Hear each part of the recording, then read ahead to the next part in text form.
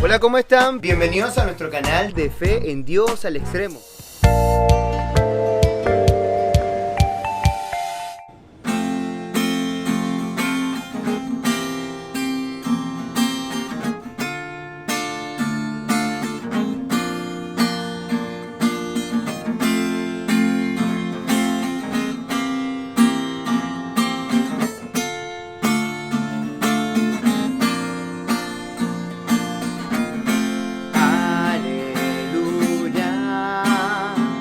Ven Espíritu Santo,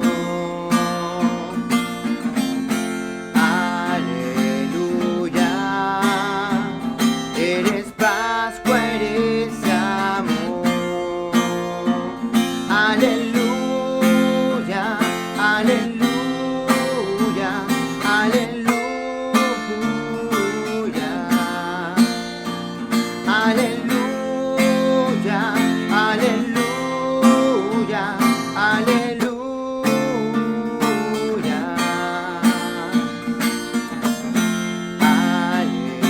aleluya, ven Espíritu Santo, aleluya, eres Pascua, eres amor, aleluya, aleluya, aleluya, aleluya, aleluya,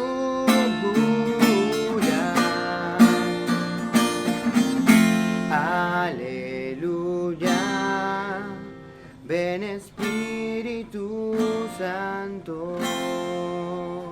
¿Cómo están? He titulado este video Huye del mundo para salvar tu alma. Sale en referencia a la oración de Jesús en el Evangelio de Juan, la oración que comúnmente se llama oración sacerdotal.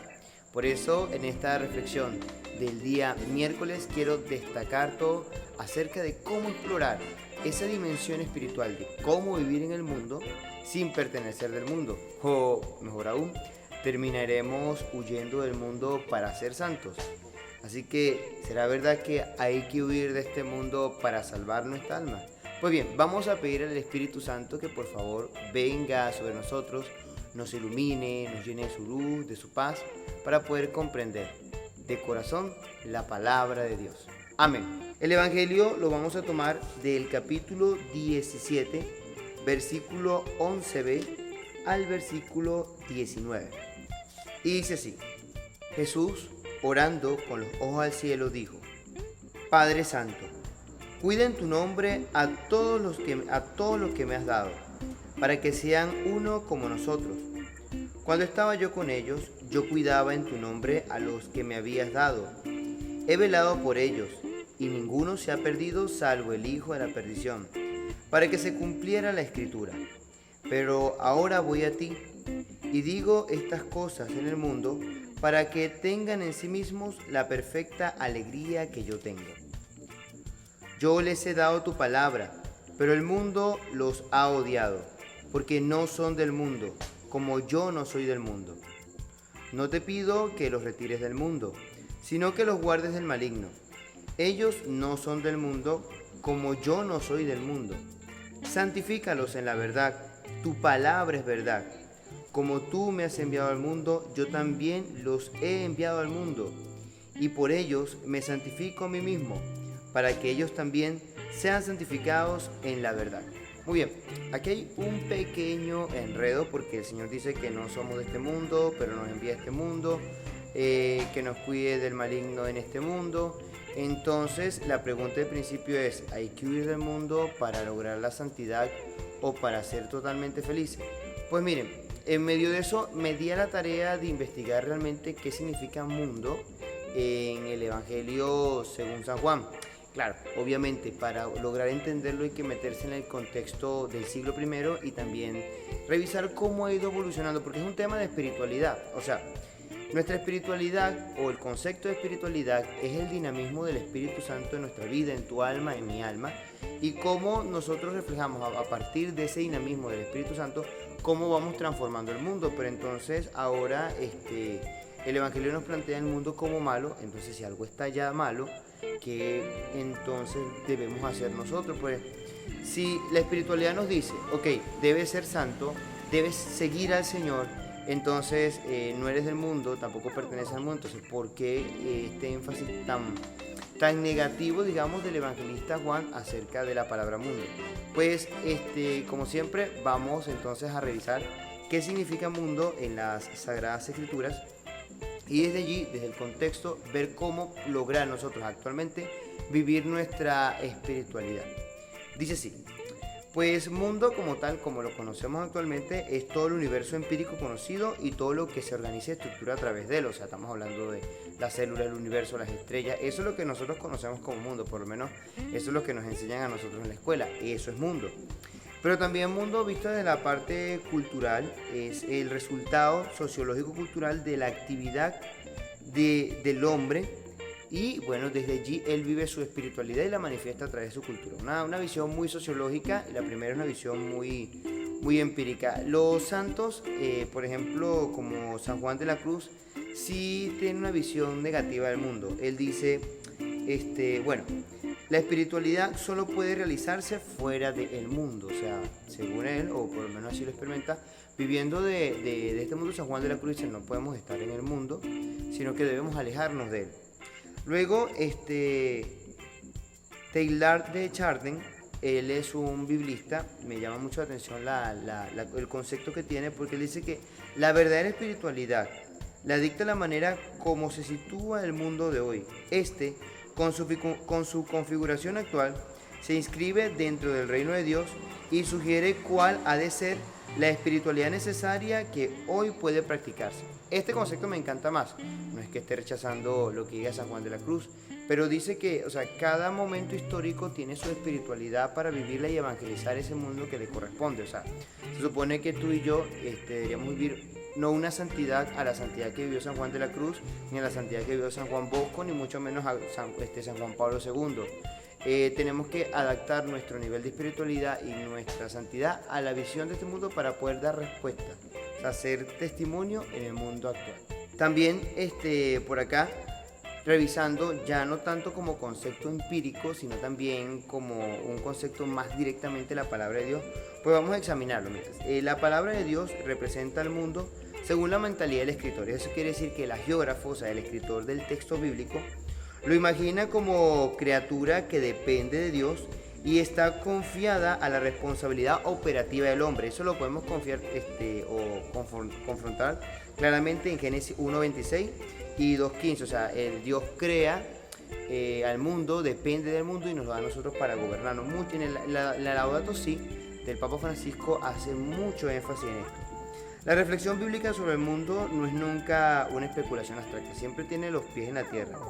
Es una reflexión concreta relacionada con una situación histórica determinada. Esto sí me ayuda a entender un poco la visión que tiene el evangelista Juan, el escritor del Evangelio de Juan, porque es que él está pasando ciertamente por una situación de persecución y al ver esa situación de persecución pues cataloga al mundo como lo que persigue a los que son de Dios, es decir, Juan ve que están persiguiendo a los cristianos y obviamente, o sea, el mundo, el imperio romano en este caso, está siendo malo. Él representa el mundo como tal, el poder del mundo, la mundanidad. Entonces ahora sí tiene sentido por qué Juan nos dice que, o sea, no son del mundo, pero viven en el mundo y no deben ser del mundo. Y voy entendiendo y vamos entendiendo por qué la visión negativa. Ahora, esta visión histórica determinada se sitúa con tres elementos.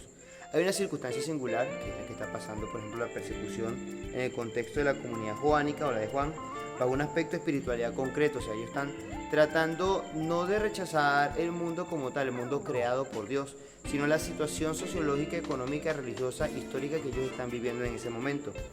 Y pensando en un momento de su devenir dentro de la historia de la salvación. O sea, cómo responder, exactamente lo que decía Teilhard de Chardin, cómo responder a una espiritualidad concreta de persecución a eso. O sea, una invitación a la valentía en medio de la sangrienta persecución que estaban viendo.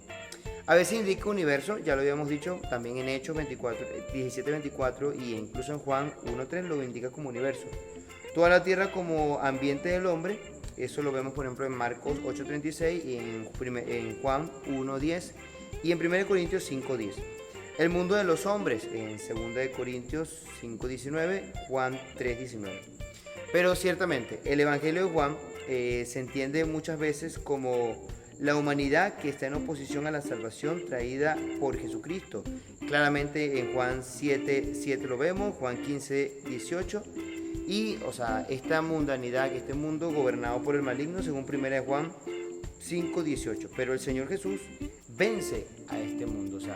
Es la circunstancia en la que está atravesando Juan y por eso él hace ese concepto del mundo de una manera negativa, como algo dominado por el maligno. En este caso, no se trata de la creación como tal, del mundo creado, sino del mal uso del poder, en este caso político, que representa el mundo gobernante y está haciendo daño a la comunidad cristiana, a la comunidad de los hijos de la luz.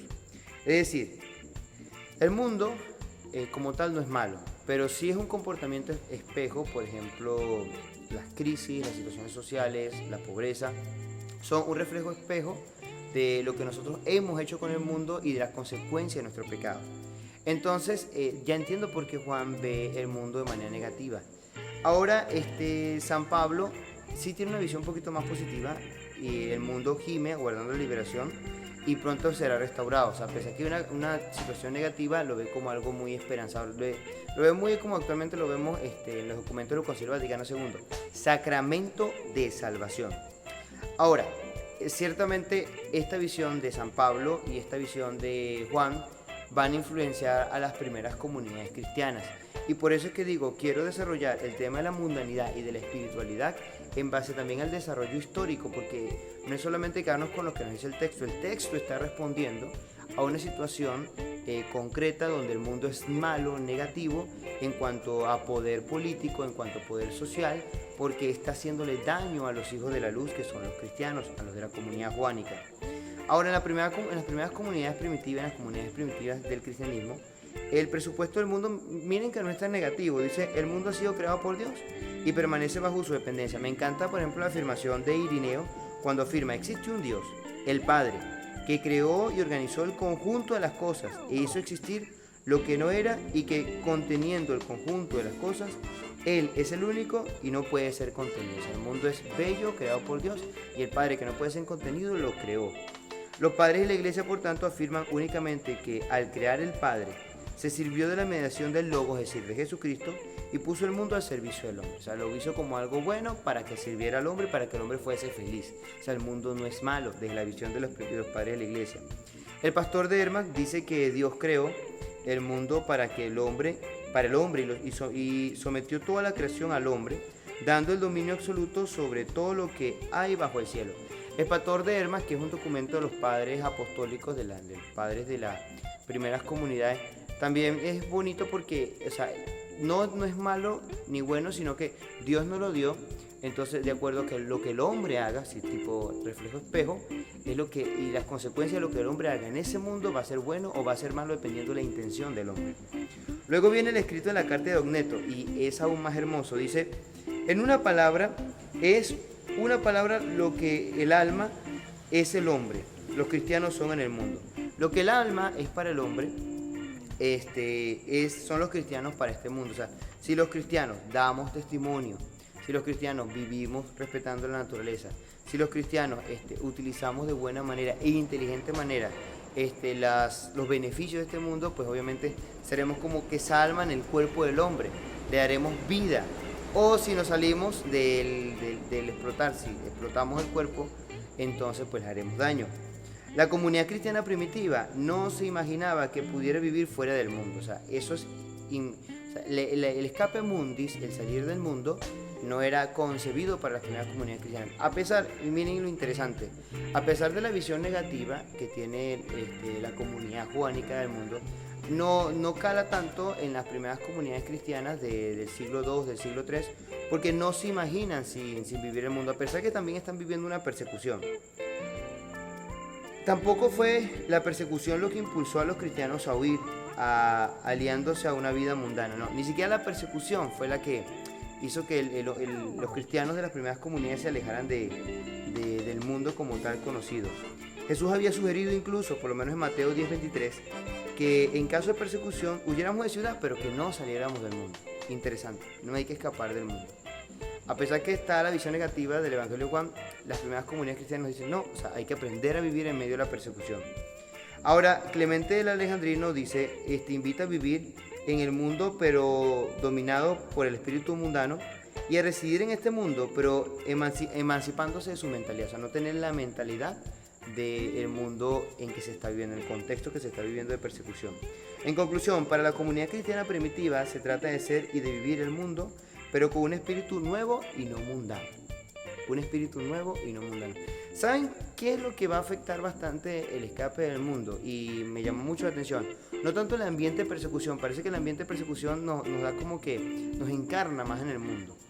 En cambio, los ambientes de comodidad, por ejemplo, cuando la iglesia se forma parte también del imperio y empieza a darse todo esto de una iglesia más romanizada, imperial, que la iglesia perseguía a las primeras comunidades, ahí es cuando empieza el escapamundo y como respuesta y rechazo a, digamos, como que al glamour que se está viviendo en las comunidades cristianas, ya cuando el imperio romano y el cristianismo pasan a ser prácticamente que uno solo.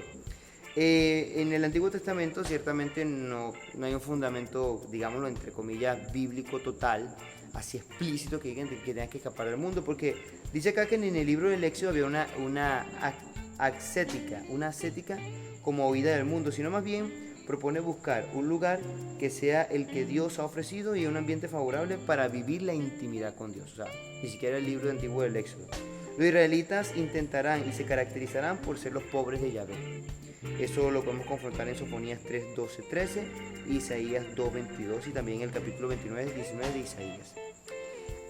Si nos metemos en la máquina del tiempo y nos trasladamos al judaísmo del siglo I, sí vamos a tener como dos vertientes. Por ejemplo, en la época helenística, que es también la época que está viviendo Jesucristo con sus apóstoles, en el judaísmo, y obviamente la visión de Juan va muy relacionada con la visión del judaísmo.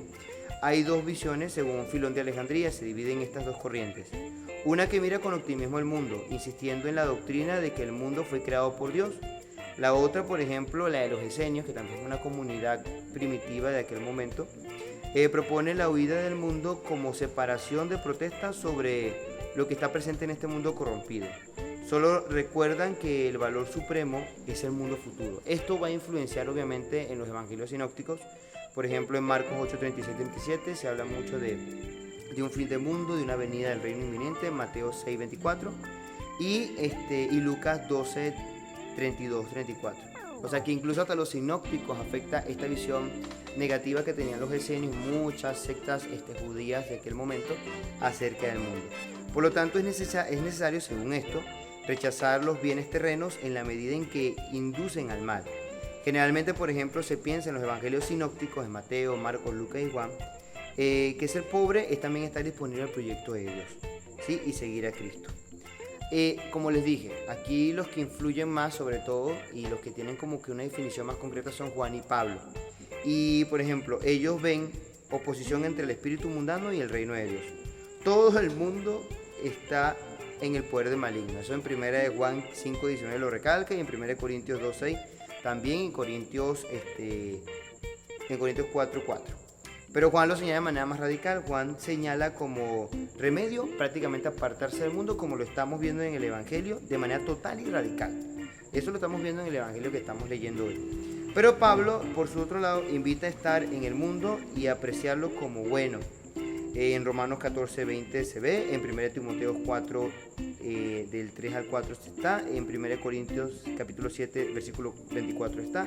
Y aunque es inminente la parucía, aconseja vivir como si no viviéramos usando los beneficios de este mundo. O sea, es una visión un poquito más positiva a la que tiene Juan. Claramente no nos podemos mentir, Juan tiene una visión negativa por un contexto histórico que le está viviendo y hay que aprobarlo por la situación que le está aconteciendo históricamente en su comunidad.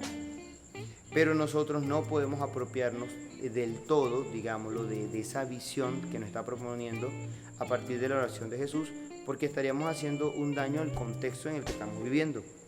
Ahora, gracias a esto, después de cuando ya la iglesia es totalmente imperio, Orígenes es uno de los grandes exponentes acerca de la huida del desierto, donde comenzaron todos aquellos a a huir al desierto en aquel momento los cristianos, y él explicaba: cuando el alma ha caminado a través de todas estas virtudes y ha alcanzado la cima de la perfección, sale de este siglo mundano y se separa de él. Entonces comienza la espiritualidad de la huida, inspirada en una antropología de orígenes que va más infundada en la inculturación del neoplatónica o neoplatocismo. El ser neoplatónico era tener una visión de como que el cuerpo es la cárcel del alma, entonces el cuerpo es mundano, todo lo que ofrece el mundo es malo, y fue aún más radical que lo que nos está pintando la visión joánica. O sea, se llegó a muchos abusos, las personas llegaron a maltratar su cuerpo, a colocar hasta piedritas en sus zapatos, porque ellos querían huir de la iglesia imperio y rechazaban todo eso, y realmente se estaban haciendo. Fue una respuesta, como les digo, fue una respuesta al contexto glamuroso que se está viendo del cristianismo imperial, y la huida del desierto pues va a fundar prácticamente los primeros monacatos. Primero se dieron los movimientos cenobíticos en Egipto y eremíticos desde Mesopotamia hasta Galia, incluso tomando a Irlanda. Pero todos estos movimientos van a ir dando origen a lo que conocemos como los monjes, los monacatos, que es donde se comenzó a estudiar. O sea, a pesar de esa respuesta que se dio también un inicio a una nueva espiritualidad de respuesta al mundo que se estaba viviendo, y pues de ahí van a salir muchas universidades, colegios que van a fundamentar a partir de la Iglesia Católica en esta Edad Media. Pero tenemos dos visiones muy distintas de los monasterios. Primero, el monaquismo egipcio, los monjes egipcios, tienen una espiritualidad más bíblica y más sensata. En cambio, la de los padres Capadocio estaba más alimentada por la teología y filosofía de Orígenes. Entonces, había una visión neoplatónica un poco más negativa, incluso del cuerpo mismo, el cuerpo como algo pecaminoso. Y a mí, en ese caso, si eso dio respuesta a esa época, chévere. Qué bueno, pero no creo que dé una respuesta a nuestra época actualmente. Entonces, pero se genera un peligro de espiritualidad, que hay que ver.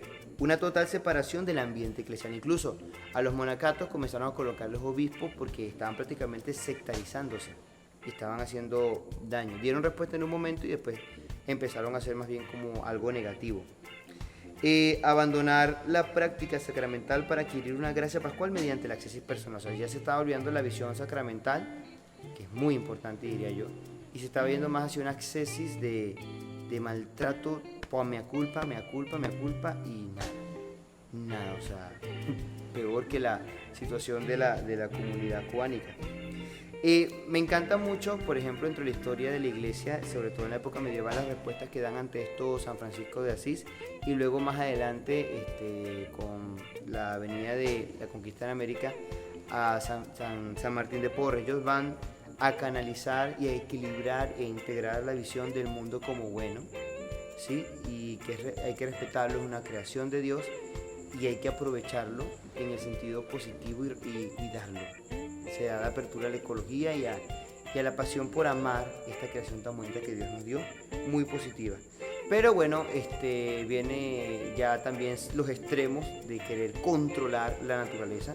Se da mucho lo del empirismo, cientificismo, y se comienza a crear una visión encarnacionista. O sea, se hace una teología encarnacionista acerca de Jesús, que se toma la carne humana, entonces nosotros tenemos que salvar a la humanidad, tenemos que incluso en algunos países se toman las armas porque el mundo tiene que ser encarnado por Cristo, nosotros los cristianos encarnamos a Cristo, y la visión que se está dando más o menos ahorita, la visión escatológica de la ruptura total de este mundo, fue perdiendo su fuerza, hasta que en el Concilio Vaticano II, y me quedo con esta visión, dice en la Lumen Gentium 48, el cristiano tiene que continuar en lo creado, la obra creadora como redentora que está sacramentalmente presente en la iglesia.